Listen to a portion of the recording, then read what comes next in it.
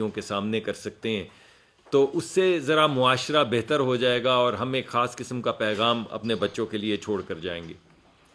ہماری دوسری جو بڑی اہم چیز ہے وہ یہ ہے کہ ہم بچوں کے لیے یہ ایسا معاشرہ بنانا چاہتے ہیں، مگر بچوں کے مستقبل کے لیے کیا کرنا چاہتے ہیں، اور یہ ایک بہت زیادہ اہم چیز ہے. اور مجھے بڑی تاکید کے ساتھ ہر مرتبہ وزیر اعظم نے تاکید کی ہے کہ بچے نہیں، بچیاں اور بچے، ہماری بچیاں اور بچے، ہماری بہنیں اور بھائی، ان تمام اگلی آنے والی نسل کے لیے ہم نے کیا کرنا ہے. آپ باہر نکلیں، سڑکوں پر جائیں، لوگ سکولوں سے باہر نکل رہے ہیں، جن کو اللہ توفیق دیتا ہے وہ کالجوں میں جاتے ہیں، کالجوں سے باہر نکلتے ہیں. جب باہر نکلتے ہیں تو ان کی یہ امید ہوتی ہے کہ جو بھی اس وقت ہیلم آف افیئرس پہ بیٹھے ہوئے ہیں وہ کوئی ایسا طریقہ کار طے کریں گے کہ ان کو روزگار ملے، وہ اپنی زندگی گزار سکیں، اپنے ماں باپ کی خدمت کر سکیں، اگر شادی شدہ ہیں تو اپنے بچے پال سکیں.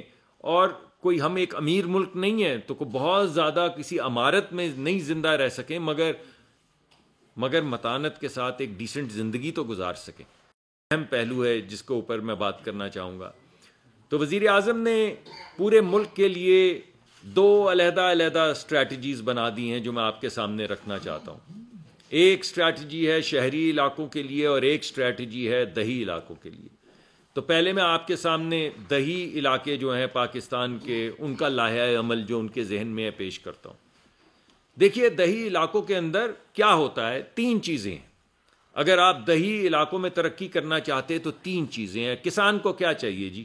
کسان کو کھاد چاہیے، کسان کو بیج چاہیے، اور کسان کو پانی چاہیے. اور اگر کسان کو یہ تینوں چیزیں مل جائیں تو جس چیز کو آپ سائلنٹ گرین ریولوشن یا ایگریکلچرل ریولوشن کہتے ہیں یا زرعی ریولوشن کے انقلاب کہتے ہیں، وہ آ جائے گا. تو فیصلہ یہ کیا ہے وزیر اعظم نے کہ اب تک تو ایسا ہوتا تھا کہ کچھ فیکٹریاں جو ہیں ان کو سبسڈی ملتی تھی، سبسڈائزڈ گیس ملتی تھی، مگر وہ سبسڈی کسی حد تک تو کسان تک پہنچ جاتی تھی، مگر بہت حد تک وہ کمپنیوں میں ہی رہ جاتی تھی. اور کسان جس وقت کھاد لینے جاتا تھا تو اس کو اسی بھاؤ ملتی تھی کھاد جس بھاؤ مارکیٹ میں ہو.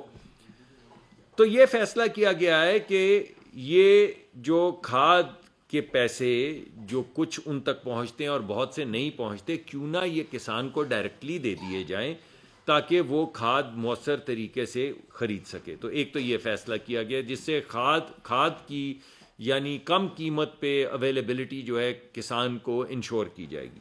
یہ پہلی بات ہو گئی. دوسری بات یہ ہے کہ جو بیج ہے اس کے اندر بھی آپ کو معلوم ہے کہ پاکستان میں کچھ کمپنیاں ہیں جن کی اجارہ داری ہے. آپ کیونکہ رمضان شریف کا مہینہ ہے تو اس وجہ سے میں کوئی مافیا شافیا کی بات تو کروں گا نہیں، روزہ خراب ہوگا کہیں ہو ہی نہ گیا ہو. لیکن بہرحال کچھ کمپنیوں کی اجارہ داری ہے.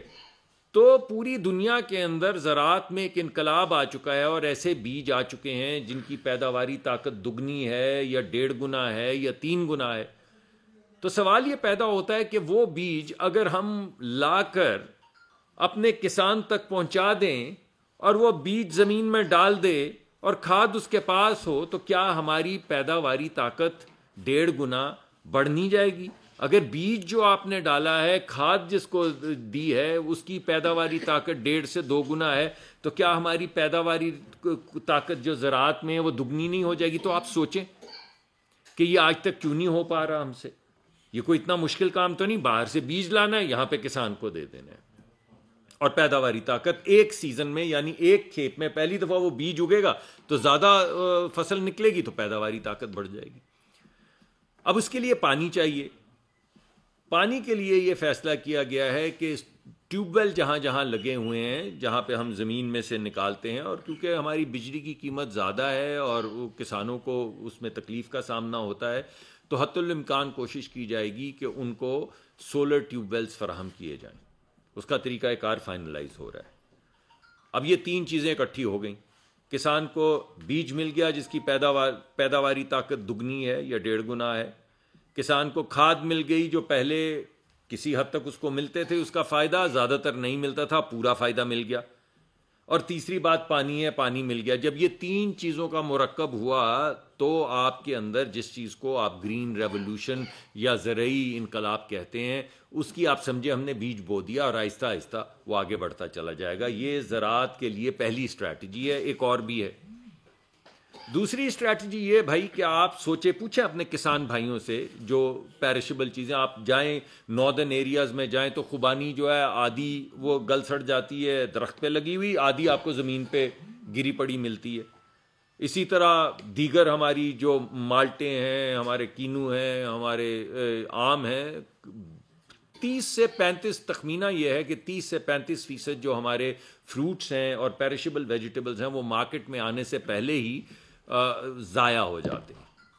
تو فیصلہ یہ کیا گیا ہے کہ گاؤں گاؤں بڑے انڈسٹریل پارک نہیں کہ پھر وہ زمینوں کی سٹہ بازی شروع ہو جائے. سٹہ بازی تو کوئی برا لفظ نہیں ہے، زمینوں کی ہمارے ہاں نہیں ہے ویسے ویسے ہے لیکن زمینوں کا لین دین شروع ہو جائے تو بجائے اس کے کہ زمینوں پہ فوکس کیا جائے، انفراسٹرکچر پہ فوکس کیا جائے، ہر ڈویژن گاؤں میں جہاں پہ جو چیز پیدا ہوتی، کہیں امرود پیدا ہوتے ہیں، کہیں سبزیاں پیدا ہوتی ہیں، کہیں آڑو پیدا ہوتے ہیں، تو ہر جگہ پہ جو چیز پیدا ہوتی ہے اسی مناسبت سے ایک زرعی انڈسٹریل فارم لگایا جائے. چھوٹے چھوٹے فارم ہوں، کوئی وہاں پہ ان کا پلپ بنانا شروع کر دے، کوئی ان کا جوس بنانا شروع کر دے، کوئی کولڈ سٹوریج بنانا شروع کر دے تاکہ وہ ضائع نہ ہوں، کوئی کولڈ سٹوریج، کولڈ پائپ جو ویلیو چین ٹرانسپورٹیشن کی ہوتی ہے، یعنی جو چیزیں ٹھنڈی آپ کو ٹرانسپورٹ کرنی ہے تو لوگوں کے پاس تو ایسے ٹرک نہیں ہوتے، تو ان کے لیے بینکوں کو ہدایت، پرائم منسٹر تو کہتے ہیں سختی سے پابند، میں کہہ رہا ہوں کہ ہدایت کی جائے گی کہ وہ یہ تمام زرعی لونز اور زرعی انڈسٹریل لونز جو ہیں وہ دیہی علاقوں میں دیں تاکہ نہ صرف وہاں پہ پیداوار دگنی ہو بلکہ وہ شخص جو کسان ہے وہ آہستہ آہستہ ترقی کا زینہ چڑھتا چلا جائے. اور یہ جو صرف شہری علاقوں پہ مقرر کی گئی ہیں فیکٹریاں یا ویلیو ایڈڈ چیزیں یا ایکسپورٹ، یہ ہمارے جو غریب ترین علاقے ہیں، جو دیہی علاقے ہیں، جو کسان ہیں، محنت کش ہیں، ان تک بھی پہنچے. یہ ہو گئی دیہی علاقے کی بڑی کلیئر اسٹریٹجی. شہری علاقوں کے لیے اسی طرح جیسے میں نے آپ کو دیہی علاقوں کا کہا ہے، بینکوں کو پابند کیا جا رہا ہے کہ وہ چھوٹے چھوٹے قرضے دیں. کسی بھی ملک کے اندر، کسی بھی ملک میں، صرف پاکستان میں نہیں، کسی بھی ملک میں تقریباً 70 سے 80% امپلائمنٹ جو ہے وہ small to medium sized enterprise میں ہوتی ہے، یعنی چھوٹے جو کاروباری طبقہ ہے، چھوٹے کاروبار ہیں، وہ امپلائمنٹ پیدا کرتے ہیں اور ہمارے بچے بچیوں کو روزگار چاہیے. تو بینکوں کو پابند کیا جائے گا کہ وہ آپ ہی کے پیسے دیتے ہیں نا، وہ خود سے تو پیسے نہیں چھاپتے، آپ سے ڈپازٹ لیتے ہیں، آپ جا کے بینک میں پیسے جمع کرواتے ہیں، وہ وہی پیسے کسی اور کو دے کے اس میں سے نفع کما لیتے ہیں. تو اب ان کو پابند کیا جائے گا کہ بجائے اس کے کہ صرف 4 بڑے سیٹھوں کو، اور ہوتا یہی ہے کہ 10 بڑے سیٹھوں کو یا 50 بڑے سیٹھوں کو قرضہ دیا جائے، جو بھی پرائیویٹ سیکٹر کی ان کی ایلوکیشن ہوگی اس کی ایک سرٹن پرسنٹیج جو ہے ان کو پابند کیا جائے گا یا انسینٹیوائز کیا جائے گا کہ وہ ایس ایم ای سیکٹر کو، یعنی چھوٹے کاروبار کے لیے چھوٹے چھوٹے قرضے دیں. جو ہماری بچیاں، ہمارے بچے جو کالجوں سے نکل رہے ہیں یا اسکلڈ ورکرز ہیں، وہ اپنا چھوٹا سا کاروبار شروع کر سکیں. دوسرا، شہری اور دیہی علاقوں کے لیے، مگر میرے خیال میں شاید آئی ٹی کا زیادہ رجحان شہری علاقوں میں زیادہ، ہم بدلنا چاہتے ہیں اس کو مگر زیادہ کیونکہ اس وقت ہے، تو تقریباً 5 لاکھ بچیوں اور بچوں کو جو دنیا کی ایڈوانس ترین، جس کو آپ یہ آرٹیفیشل انٹیلیجنس کہتے ہیں یا مشین لرننگ کہتے ہیں، تو وزیر اعظم نے کہا ہے کہ ہم ان اپنی بچیوں اور بچوں کو مشین لرننگ کے لیے ٹریننگ دیں گے. بوٹ کیمپ، یعنی کالجوں سے وہ نکلتے ہیں تو ہنر نہیں ہوتا. اب آپ کے بھی بچے بہن بھائی ہیں، جب آپ کوئی پڑھ کے نکلیں فزکس کے اندر بی اے کر کے یا ایم ایس سی کر کے یا بی ایس سی کر کے نکلیں تو کوئی ایسا ہنر نہیں ہوتا کہ آپ کو فوری طور پہ نوکری مل جائے. یعنی ذہین تو آپ نے تعلیم حاصل کر لی ہوتی، کہیں نہ کہیں آپ کی کھپت تو ہو جاتی، مگر ہنر اس میں اگر ایڈ کر دیا جائے. جتنے انجینئرنگ میں سے بچے نکل رہے ہیں، جتنے فزکس میں سے بچے نکل رہے ہیں، جتنے میتھ میں سے بچے نکل رہے ہیں، سائنسز پڑھ کے نکل رہے ہیں، اگر ان کو مشین لرننگ اور آرٹیفیشل انٹیلیجنس میں 8 ہفتے کا 12 ہفتے کا بوٹ کیمپ کروایا جائے تو ایک ایسا ہنر ہے جو پوری دنیا میں جس کی ضرورت ہے، اور پوری دنیا میں اس وقت لوگ نہیں ہیں جو یہ کام کر سکیں. تو اس کے لیے وزیر اعظم نے یہ کہا ہے کہ اگر ہمیں باہر کی دنیا سے، چین سے یا دیگر ممالک سے ماسٹر ٹرینرز بھی بلانے پڑے تو ہم ان ماسٹر ٹرینرز کو لائیں گے اور یہاں پہ اپنی بچیوں اور بچوں کو تعلیم دیں گے، اپنے ینگ لوگ جو ہیں ان کو وہ ہنر دیں گے جس سے پاکستان میں نہیں، وہ پوری دنیا کے اندر جو کاروبار ہو رہے ہیں جن کا تعلق آرٹیفیشل انٹیلیجنس اور مشین لرننگ سے ہے، وہ پاکستان میں بیٹھ کے وہ کام کر سکے. تو یہ جو لائنیں لگی ہوتی ہیں ویزے لینے کے لیے، ہم خوار ہو رہے ہوتے ہیں، کسی کا ویزا اسپین کا ریجیکٹ ہو گیا، کوئی کہہ رہا ہے مجھے انگلستان کا نہیں مل رہا، کوئی کسی ملک کا کہہ رہا، تو بجائے اس کے کہ ہم ویزوں کی لائنوں میں کھڑے ہوں، اپنے گھر میں، اپنے گھر کے سکون میں ایک کمپیوٹر کے ساتھ وہ تمام کاروبار کر کے ڈالر یہاں پہ کیوں نہ کمائیں، اپنے ماں باپ کی خدمت بھی کریں، اپنے بچے بھی پالیں، ڈالر بھی کمائیں، اور پوری دنیا کا جو کاروبار ہے وہ ان کے لیے ایک پلے گراؤنڈ بن جائے گا. تو یہ ایک آئی ٹی کا جو منصوبہ ہے وہ اس وقت سامنے لایا گیا ہے. اور دیکھیے یہ کام تو پچھلی دفعہ ہی وزیر اعظم نے شروع کر دیا تھا، لیکن انہوں نے اس دفعہ یہ کہا ہے کہ جو بھی کریں وہ پائیدار ہونا چاہیے، جس کو ہم سسٹینیبلٹی کہتے ہیں.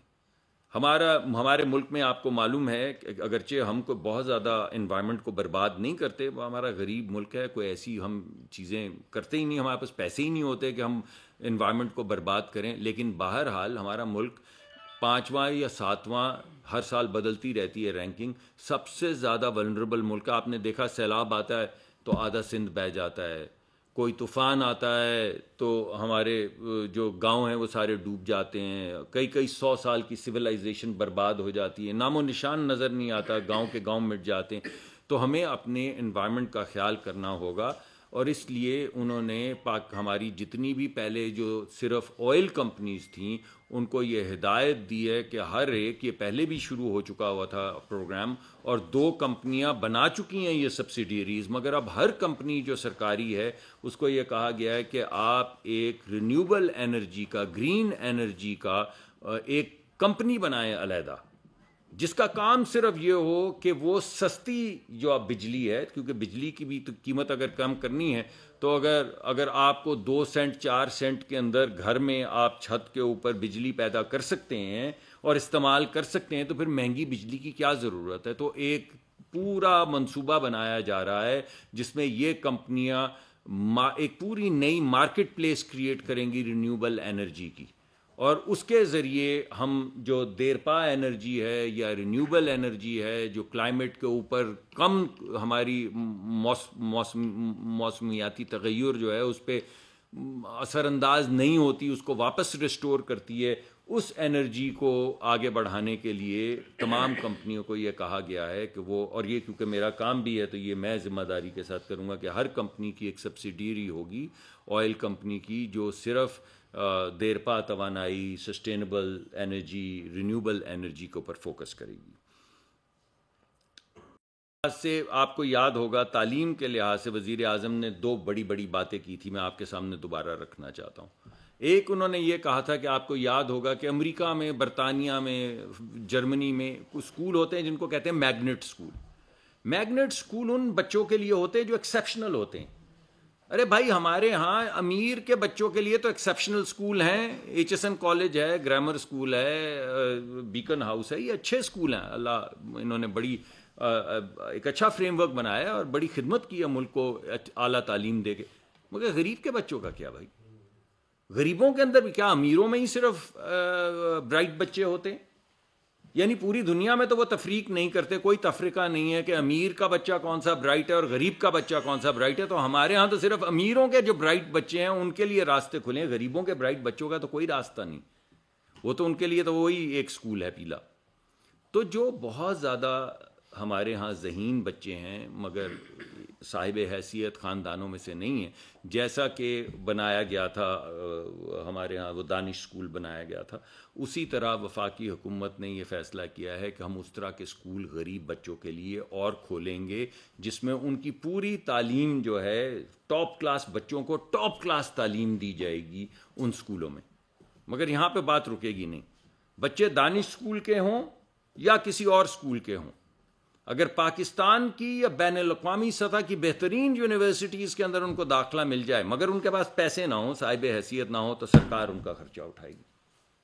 یہ بھی جو ہے اعلان ہو چکا ہے اور اس پہ کام شروع ہو چکا ہے. تو آپ کوئی بچہ جو ذہین ہے، جو دنیا کے بہترین اسکولوں میں جا سکتا ہے، مگر کسی غریب کسان کا بچہ ہے، مزدور کا بچہ ہے، جو محنت کرتا ہے سارا دن پسینے میں شرابور، تو ان کے لیے بھی وہی سہولت جو ہمارے ہاں یہ F6-7 جو ہوتے ہیں، اور وہ گلبرگ اور ڈیفینس اور کلفٹن، اور ان بچوں کی طرح غریبوں کے بچے کے لیے بھی وہ راستے کھول دیے جائیں گے، تاکہ یہ نہ ہو کہ کوئی اس وجہ سے رہ جائے کہ اس کے پاس اس کے والدین کی حیثیت نہیں تھی کہ وہ دنیا کے بہترین جو یونیورسٹیز ہیں ان میں تعلیم حاصل کر سکے. میرے خیال میں چیدہ چیزیں تو میں نے آپ کے سامنے رکھ دی ہیں. ہنر مندی کے بھی کچھ پروگرام ہیں، اس کے علاوہ آئی ٹی کے علاوہ جن کا ذکر میں وہ پرانے چل رہے ہیں، ان کو بہتر کیا جائے گا. بسپ کا پروگرام ہے، وہ بھی آپ کو معلوم ہے، وہ چل رہا ہے، اس کو ہم ہی نے آگے بڑھایا تھا. تو یہ میں آپ کے سامنے ایک معاشی خاکہ اور سماجی خاکہ پیش کرنا چاہتا تھا آج، تاکہ یہ رمضان کا مہینہ ہے، رمضان کی آمد ہے، دوسرا دن ہے کابینہ کو، تیسرا دن ہے بنے ہوئے، تو کچھ ایک خاکہ تو ہونا چاہیے نا ہمارے پاس، ایک امید تو ہونی چاہیے. عید آ رہی ہے تو میں نے کہا کہ عید کی نوید تو آئے گی 28 دن میں، لیکن جو 3-4 سالہ خاکہ ہے وہ میں آپ کے سامنے رکھتا ہوں. اس کی ایکسپلینیشن جی بالکل سر، بالکل. یعنی ان کے ذہن میں کئی چیزیں ہیں، یہ تمام باتیں وہ ہر وقت کر رہے ہیں، لیکن میں یہ چاہتا تھا کہ میں آپ کے سامنے رکھوں، آپ کے سوالوں کا جواب دوں، تاکہ اس بات کو آگے بڑھایا جائے. میٹنگ کی تھی کل پاور ڈویژن میں، یہ بتائیے کہ جو جنوری تک سرکل ڈیٹ کتنا ہو چکا ہے اس وقت تک؟ دیکھیے میں آپ کو یہ بتا سکتا ہوں کہ 2310 کا سرکولر ڈیٹ جو ہے وہ پچھلے سال کے اختتام پہ تقریباً تھا میرے خیال میں، نمبرز میں تھوڑا سا فرق ہو سکتا ہے. اور ہمارا ٹارگٹ یہ ہے کہ اس سال کے ختم ہونے تک جو سرکولر ڈیٹ ہے وہ 2310 ہی ہوگا. 2310 تھا پچھلے سال کے ختم ہونے پہ، 2310 ہوگا اس سال کے ختم ہونے پہ، اور ہم آن ٹریک ہیں اس میں، کیونکہ جو اس وقت سرکولر ڈیٹ کے اندر جو چیزیں، مجھے ایگزیکٹ فگر یاد نہیں، 300 ارب یا کچھ اس طرح 300 کچھ ارب کی جو رقم ہے وہ بجٹڈ رقم ہے. تو جیسے ہی بجٹ آخری ہمارا یہ کوارٹر ختم ہوگا تو وہ رقم جب ریلیز ہو جائے گی تو ہمارا سرکولر ڈیٹ جو ہے وہ 2310 ارب سے شروع ہوا تھا اور 2310 ارب پہ ختم ہو گیا. جی میں نے آپ کو بتایا جو ہمارا، مجھے فگر ایگزیکٹ یاد نہیں ہے، جو ٹارگٹ تھا، جی میں بتا دیتا ہوں، جو ٹارگٹ تھا اس سے تقریباً 15 یا 20 ارب کم ہے. یعنی ہم نے ٹارگٹ کو بیٹ کیا ہے. جو ہمارا یہ جنوری تک کا ٹارگٹ تھا اس ٹارگٹ کو ہم بیٹ کر چکے ہیں 10 یا 15 ارب روپے سے. اور جو ایکومولیٹڈ اماؤنٹ ہے وہ بجٹڈ ہے. یعنی ایونچولی ہمارا سرکولر ڈیٹ ایگزیکٹلی وہی ہوگا جو پچھلے سال کے اختتام پہ تھا. تو آپ کو یہ کانفیڈنس ہونا چاہیے کہ سرکولر ڈیٹ کے اندر 1 روپے کا بھی اضافہ نہیں. اس کا مطلب یہ ہے سر کہ بجلی کی قیمتیں نہیں بڑھیں گی؟ دیکھیے بجلی کی قیمتوں کے اندر 2-3 اہم پہلو ہیں جن کے اوپر کام کیا جا رہا ہے. ایک تو میں نے آپ کے سامنے ذکر کر دیا ہے. ایک پہلو تو اس کا یہ ہے کہ ہماری بجلی کی جو پیداواری لاگت ہے ہم نے اس کو کم کرنا ہے. یہ سب سے اہم چیز ہے، سب سے اہم نہیں ہے، دوسرے نمبر دوسرے اس سے جی نہیں میں وہ بتا، چلو تینوں چیزوں پہ بات کر لیتے. اچھا آپ سوال لیں. اچھا سر، پہلا تو آپ نے پرائم منسٹر کا جو ویژن دیا معاشی اور سماجی خاکے کا، اس میں یہ 3 چیزیں تو بڑی اچھی ہیں کہ آپ شہری اور دیہی علاقوں میں کرنے جا رہے ہیں، کسانوں کے لیے بڑی اچھی بات ہے. لیکن جب ان کی فصل تیار ہو جاتی ہے تو مارکیٹ میں اس کو مناسب دام نہیں ملتے، آڑتی لے اڑتا ہے، وہ بیچارہ ویسے کے ویسے رہ جاتا ہے. اس کے لیے کیا پلاننگ ہے؟ نمبر 1. دوسرا سر، یہ انرجی سیکٹر کے حوالے سے آپ بتا رہے ہیں کہ IMF کا وفد پاکستان میں آیا ہوا ہے، ہم نے تمام جو ان کے دیے ہوئے ٹارگیٹس تھے وہ پورے کر لیے. جی بالکل کر لیے. سرکل ڈیٹ کے حوالے سے، بجلی اور گیس کی پرائسز کے حوالے سے، FBR کی ٹیکس کلیکشن کے حوالے سے آپ کی آج میٹنگ ہوئی ہے ان سے یا؟ جی میری ہوئی نہیں، میری میٹنگ ہوئی ہے.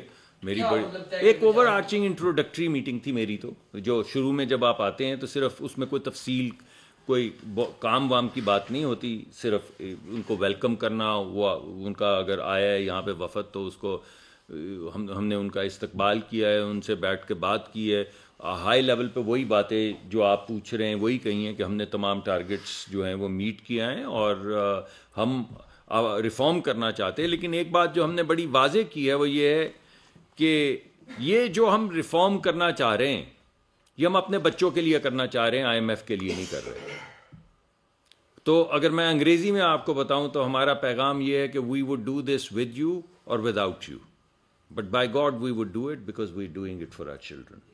اس وجہ سے ریفارم کا جو پیکج اب ترتیب دیا جا رہا ہے, جو گفتگو ہو رہی ہے, وہ اسی حوالے سے ہو رہی ہے کہ دیکھیں اگر جیسے وزیر اعظم نے آپ کو بتایا تھا کہ اگر آپ کا 1,000 ارب روپے کا سالانہ گیپ ہو, اس پیسے میں جو آپ بجلی بیچنے سے لیتے ہیں اور اس پیسے میں جس بھاؤ آپ کو بجلی پڑتی ہے, اگر 1,000 ارب کا آپ ہر سال نقصان کریں, یعنی کوئی گھر ہو جس میں آپ کی آمدن ہو تقریباً 50 روپے اور آپ ہر مہینے 100 روپے کا خرچہ کریں, تو اس گھر کا جو حال ہوگا وہ ملک کا حال ہو جائے گا. تو یہ تو نہیں ہو سکتا. تو اگر آئی ایم ایف نہ بھی آئے تو کیا آپ میں سے کوئی بھی شخص کہے گا کہ آپ 1,000 روپے کی چیز 500 روپے میں بیچتے رہیں اور ملک کو برباد کرتے رہیں, ملک کو غارت کرتے رہیں؟ یہ تو کوئی بھی نہیں کہے گا. ہاں, اس میں کچھ ذمہ داری ہماری ہے, اور وہ یہ ہے کہ ہم پیداواری قیمت کم کریں, ہم لاسز کو کم کریں. جو چوری ہوتی, دیکھیں ایک بندہ محلے میں چوری کرتا ہے, ایک پورے محلے کے اوپر ڈنڈا چلتا ہے, یعنی ہر شخص اس چوری کی قیمت ادا کرتا ہے. وزیر اعظم نے اس دن کہا کہ 400-500 ارب کی اگر ملک میں چوری ہو رہی تو کون دے رہا ہے؟ آپ ہی لوگ دے رہے ہیں نا, دے رہے ہیں بجلی کی قیمت کی شکل میں. تو اگر وہ چوری رک جائے گی تو کیا ہوگا؟ بجلی کی قیمت نیچے آ جائے گی. اسی طرح گیس کی ایلوکیشن, میں نے پہلے بھی بتایا تھا, یہ بھکی حویلی بہادر شاہ کے جو ہمارے پروجیکٹس ہیں یہ دنیا کی سب سے زیادہ ایفیشنٹ مشینیں ہیں. اس وقت کیونکہ ہم ایل این جی کے اوپر وہاں پہ بجلی بناتے ہیں تو بجلی پڑتی ہے کوئی 22-24 روپے کی, ڈپینڈ کرتا ہے ایل این جی کا بھاؤ کیا ہے, مگر رفلی 22-24 روپے کی پڑتی ہے. اگر اس کو اس قیمت پہ بنایا جائے جو پائپ والی گیس ہے اس کی قیمت پہ, تو یہ 12 روپے کی یا 14 روپے کی ہو جاتی. تو بھائی ہم 22-24 روپے کی کیوں بجلی بناتے ہیں اگر وہ 12-14 روپے میں بن سکتی ہے؟ اور جس بھاؤ ہم یہ کچھ کمپنیوں چیدہ کمپنیوں کو دیتے ہیں, اس بھاؤ پہ اگر بجلی بنائی جائے تو یہ بجلی بن جاتی 6 روپے کی. تو جو چیز 6-8 روپے کی بن سکتی ہے اس کو 22 روپے بنانے کا کیا جواز ہے؟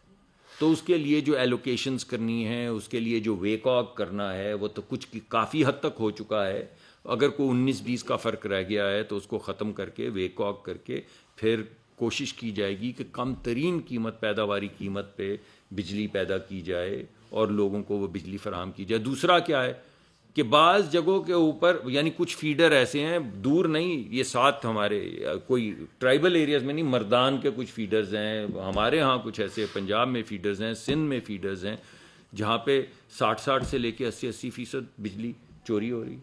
یعنی فیڈر شہری ہیں, یہ کوئی علاقہ ایسا نہیں ہے جہاں پہ کوئی لا اینڈ آرڈر سچویشن ہے. یعنی 100 روپے کی آپ بجلی بیچیں اگر, اور وہاں سے 20 روپے لے کر واپس گھر آئیں یا 25 روپے, تو آپ سوچیں یہ بربادی نہیں تو کیا ہے؟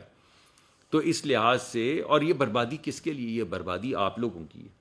چلیں بجلی کے محکمے تو برباد ہوں گے, وہ تو محکمے ہیں نا, مگر بل تو آپ ادا کریں گے, ٹیکس پیئر ادا کرے گا. بل آپ دیتے ہیں, جو شخص بجلی چوری کر رہا ہے اس کا بل, میرے دوستو, جو شخص بجلی چوری کرتا ہے آپ دیتے ہیں اس کی بجلی کا بل. وہ بجلی کا بل چلا نہیں جاتا, ملک بھی برباد ہو رہا ہے اس 1,000 کے گیپ سے, مگر آپ دیتے ہیں اس کا بل.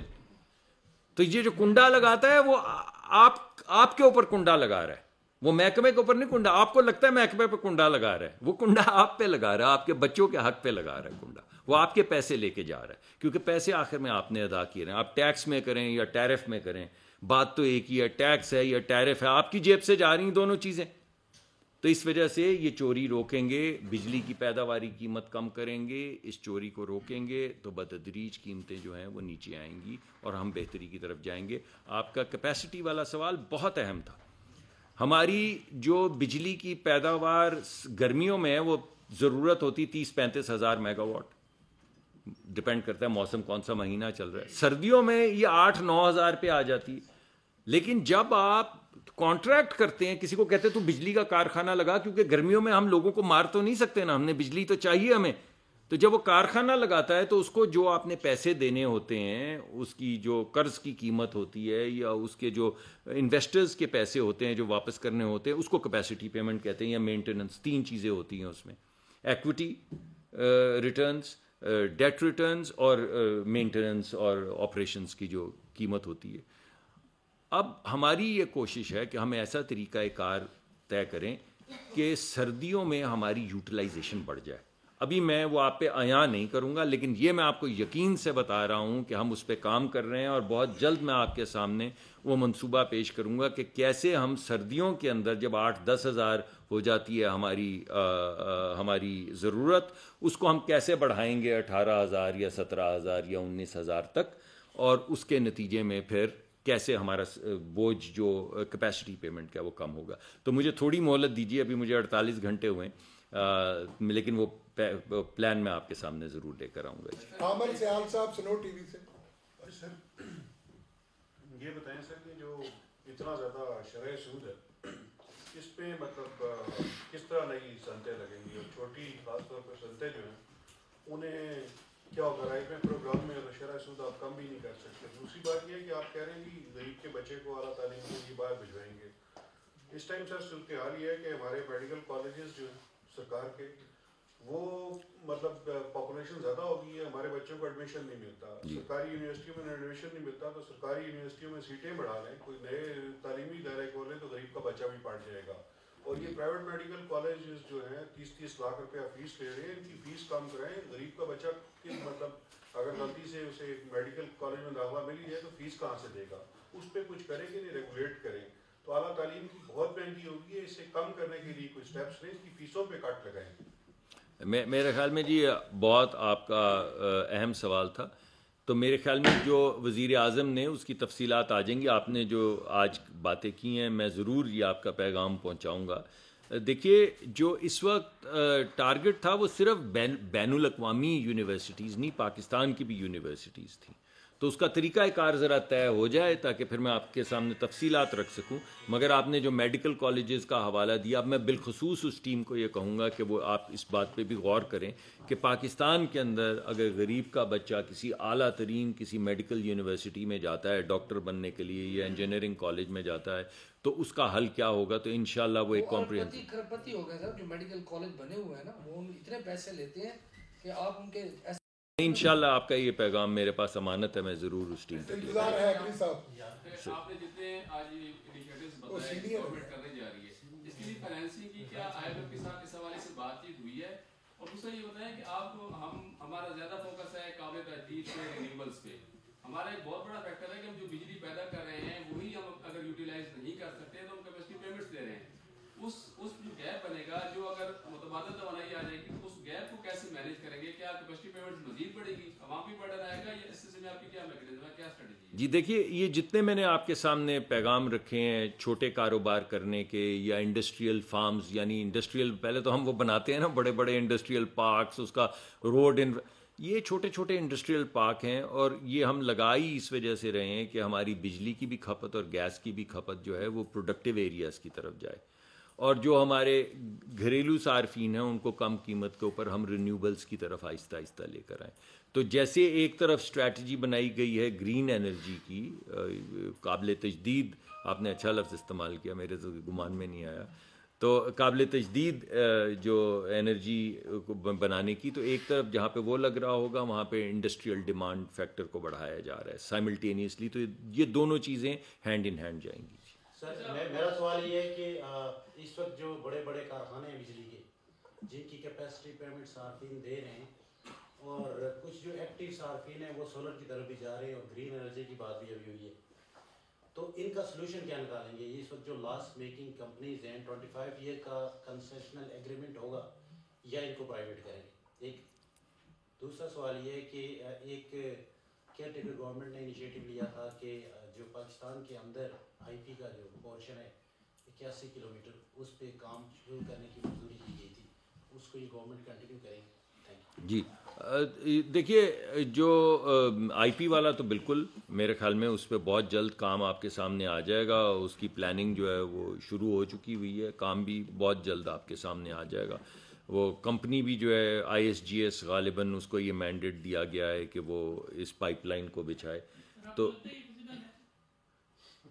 فیزیبل بنانا اس کو کیوں فیزیبل نہیں ہوگا؟ نہیں، دیکھیے سائملٹینیسلی ہمیں دو چیزیں کرنی ہے نا، ہمیں ویور لینا ہے اور ساتھ کے ساتھ ہمیں انفراسٹرکچر بلڈ کرنا ہے. ہماری کمٹمنٹس ہیں نا، کنٹریکچوئل کمٹمنٹس. تو ہمیں دونوں چیزیں کرنی ہے. یعنی ایک تو ہمارے پاس 4 یا 5 مختلف طریقہ کار ہیں جس کے ذریعے ہمارے پہ سینکشن لگ سکتی ہے. اس کو یہ پہلے بھی بات چل رہی تھی, یہ کوئی نئی بات نہیں ہے. میرے خیال میں آپ کے سامنے میں پیش بھی ایک آدھ مرتبہ یہ کر چکا ہوں.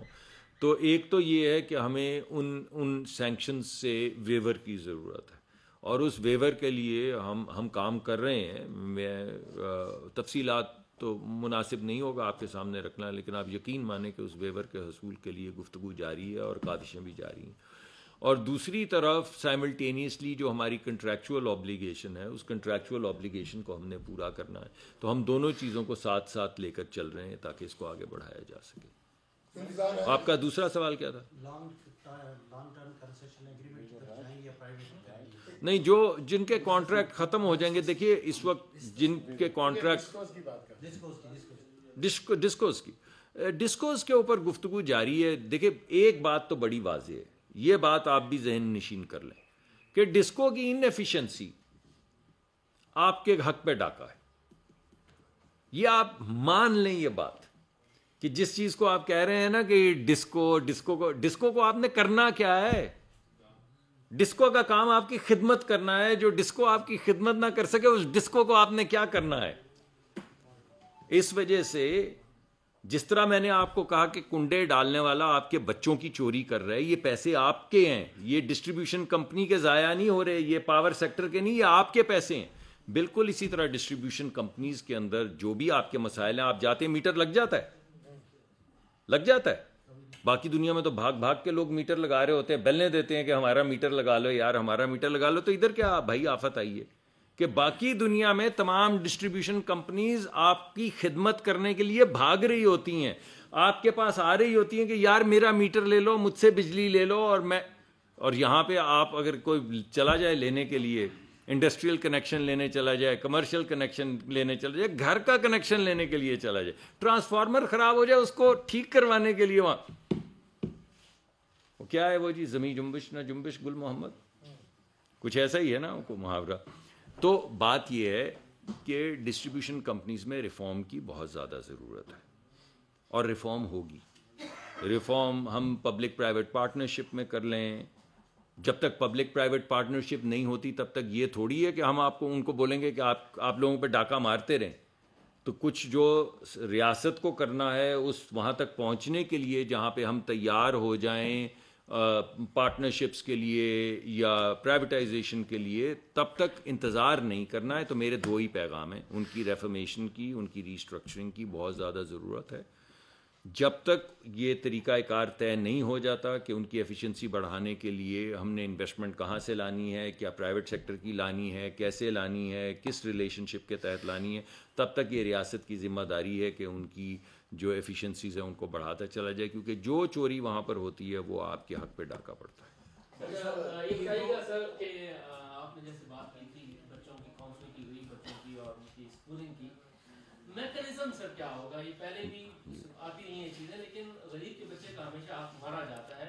یہ میکینزم کیا ہوگا, میرٹ کیا ہوگا؟ کیونکہ یہاں پہ تو سفارش کلچر اتنا ہے کہ آپ کے پاس کوئی سفارش یا پرچی لے کے آ گیا تو وہ جو لائن میں کھڑے بچے ہیں وہ تو وہیں رکے رہیں گے. اور جیسے بھی سیاض صاحب نے بات کی تھی کہ جس طرح سے میڈیکل کے کالجز ہیں, یونیورسٹیز ہیں, اور جو انجینئرنگ کالجز ہیں وہاں پہ جس طرح بے تحاشا فیسیں لی جاتی ہیں, اس کو آپ میکینزم میں کیسے لائیں گے؟ یہ ایک مافیا ہے. جیسے آپ ابھی توانائی کی بات کر رہے ہیں, یہ ڈسکو ڈانس کروا رہی ہیں اس قوم کو, کافی عرصے سے کر رہے ہیں. یہ اس کے اوپر اس مافیا کے خلاف آپ کیا اقدام اٹھا رہے ہیں؟ روزوں میں مافیا میں نے بھی بڑی احتیاط سے ایک ہی دفعہ لیا. آپ نے, میں تو 20 منٹ بولا, میں نے 1 دفعہ کہا, آپ نے 2 جملوں میں 5 دفعہ کہا.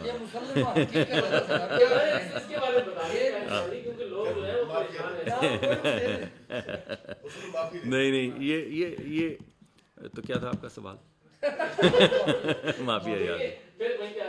بات یہ کہ میں دوبارہ کر رہا ہوں کہ جو یہ کاؤنسلنگ اور آپ نے اسکولنگ کی بات کی ہے, میں جی دیکھیے, بات یہ ہے کہ آپ کے سامنے دانش اسکول بنے, اس کے اندر کسی ایک امیر آدمی کا بچہ ہے, میں آپ کو چیلنج کرتا ہوں, آپ کسی دانش اسکول میں چلے جائیں اور ایک امیر آدمی کا بچہ دکھائیں, ان کی ریزیڈنس بھی سرکار, ان کے رہنے کا خرچہ بھی سرکار دیتی, ان کے کھانے کا خرچہ بھی سرکار دیتی, ان کی کتابیں اور ورلڈ کلاس تعلیم ان کو دینے, جتنی ہماری حیثیت, اس کے مطابق ورلڈ کلاس تعلیم دینے کی کوشش کی جاتی ہے، اس میں کسی امیر کا بچہ نہیں. تو ماڈل تو بن چکا ہے، اب تو اس ماڈل کو سکیل کرنا ہے، کیونکہ غریبوں کے بچے صرف پنجاب تک تو محدود نہیں ہیں.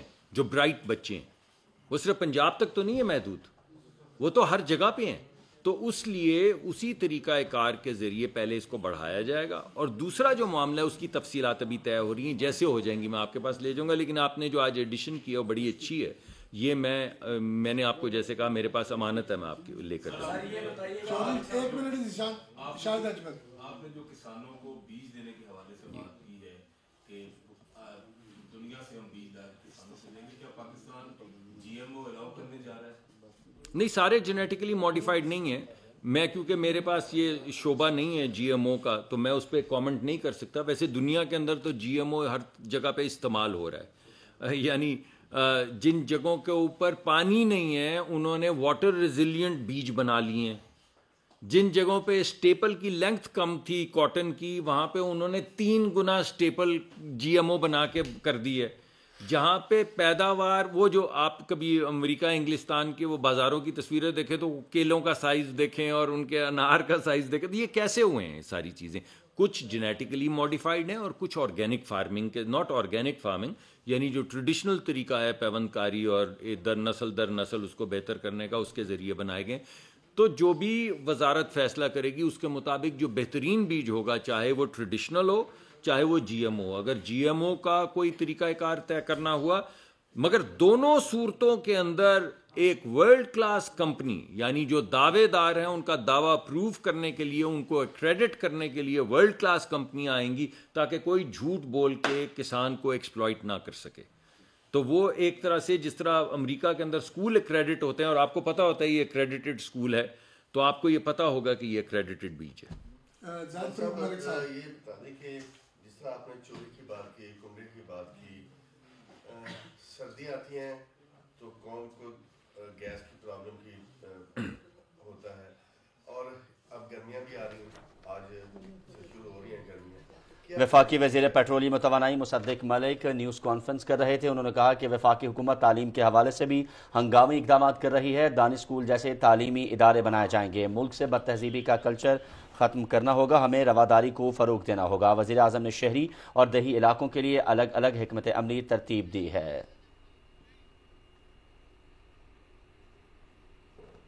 غالباً کیا ٹائم آپ نے بتایا تھے؟